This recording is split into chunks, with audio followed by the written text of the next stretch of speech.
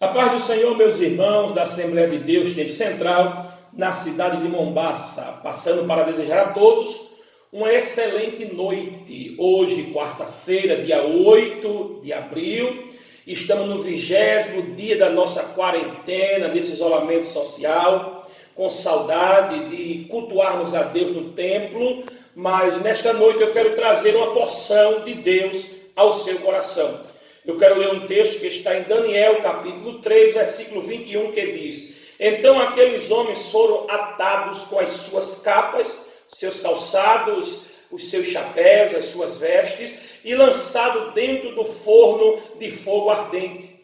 E porque a palavra do rei apertava, o forno estava sobremaneira quente, e a chama do fogo matou aqueles homens que se levantaram e levaram a Sadraque, Mesaque e Abdenego.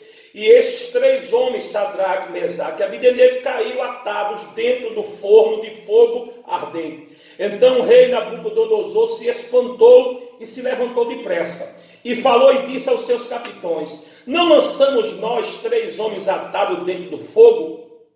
Responderam e disseram ao rei: É verdade, ó rei. E respondeu e disse: Eu, porém, vejo 4 homens soltos, que andam passeando dentro do fogo, e nada há de lesão neles. E o aspecto do quarto tem a semelhança do Filho dos Deuses. Estamos diante de um texto muito familiar de todos que apreciam ler a Bíblia Sagrada.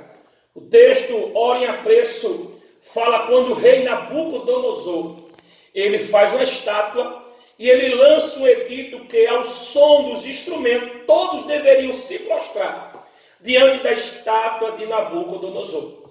Agora a Bíblia vai dizer que havia 3 jovens crentes lá em Babilônia, Sadraque, Mesaque e Abdenego. E quando tocaram os instrumentos, aqueles 3 jovens não se prostraram diante da estátua. Alguém vai dizer ao rei, disse: Olha, rei, aqueles 3 jovens hebreus não se prostraram diante da tua estátua. E o rei disse: Manda chamá-lo, porque eu vou dar mais uma chance. Eu vou mandar tocar, e quando tocar, eles vão se prostrar. A Bíblia diz que tocaram os instrumentos, e aqueles 3 jovens ficaram de pé. O rei agora mandou lançá-lo nas fornalhas de fogo ardente. E a Bíblia diz que a fornalha estava tão quente que aqueles que levaram Sadraque, Mesaque e Abdenego morreram queimados. E agora o rei, quando olha para dentro da fornalha, ele se espanta. E a Bíblia diz que ele vê 4 homens. E ele pergunta aos seus capitães: Nós não lançamos 3? Porque eu estou vendo 4. E o quarto tem a semelhança do Filho dos Deuses. Quando nós observamos esse texto, um texto muito familiar, um texto que nos traz uma confiança e nos faz lembrar do que disse o profeta Naum, quando ele diz: O Senhor é bom, uma fortaleza no dia da angústia. E dentro desta confiança de Sadraque, Mesaque e Abdenego, na pessoa bendita do Deus Todo-Poderoso, eu posso ver Deus trabalhando a favor daqueles 3 jovens. E a primeira lição que nós aprendemos nesse texto, o versículo 24, a parte A, diz: Então o rei Nabucodonosor espantou-se. A primeira verdade que eu quero dizer a você nesta noite é que muitos vão se espantar com o que Deus vai fazer na tua vida. O texto diz que o rei Nabucodonosor ficou espantado. Eu quero dizer a você nesta noite: você crê que o milagre vai ser tão grande que alguém vai ficar espantado? O texto diz que o rei se espantou-se. Quando ele olha para a fornalha, ele fica espantado. E nesta noite, o que Deus vai fazer na vida da igreja vai causar espanto a muitos. Glória ao nome do Senhor. Você lembra do capítulo 4 de Marcos, quando Jesus repreende o vento, aquieta o mar, e a Bíblia diz que os discípulos ficam espantados e perplexos, dizendo: Que homem é esse que até o vento e o mar lhe obedecem?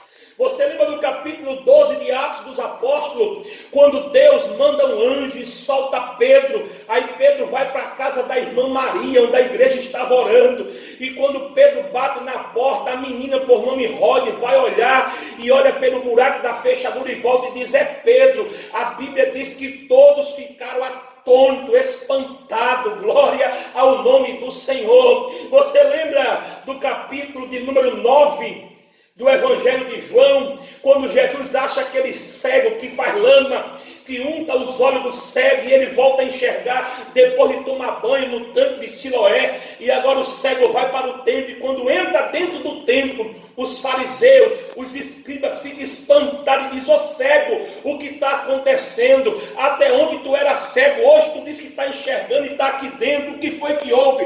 Aí ele diz, foi o homem chamado Jesus, que cuspiu no chão, fez lama, untou meus olhos e mandou eu tomar banho na cacimba. Então pode crer nesta noite, o que Deus vai fazer vai causar espanto. Alguém vai ter que sair dizendo, vai ser noticiário, os jornais, as televisões, as mídias, a internet vai ter que publicar, porque é coisa grande. Glória ao nome do Senhor Jesus.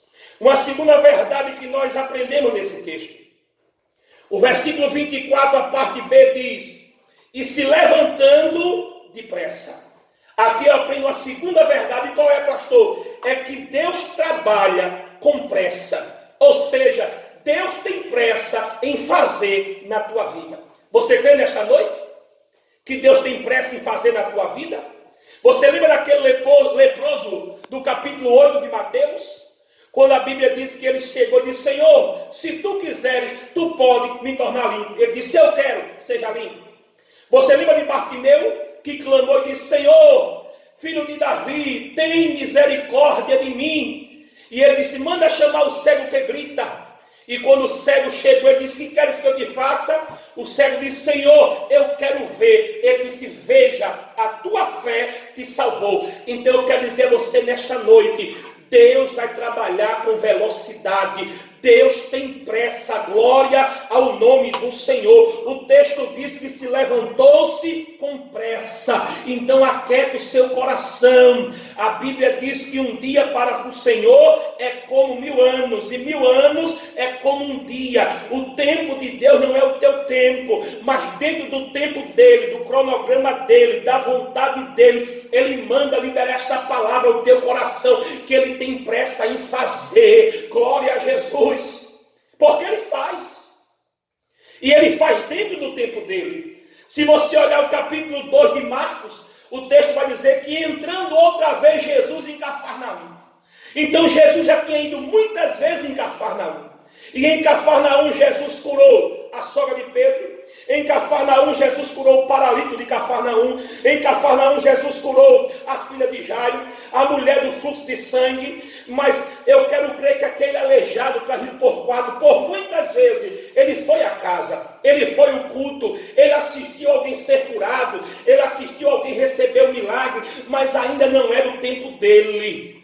Mas quando o tempo dele chegou, quando a hora de Deus chegou, glória a Jesus, ainda que alguém se levantasse, disse, que homem é esse que perdoa pecado? Aí ele disse, olha, porque o tempo chegou, além de perdoar, eu vou curar. Levanta e volta para a tua casa andando. Então a palavra de Deus ao teu coração é este, o tempo dele está chegando, a hora dele está chegando, ele tem pressa em nos abençoar.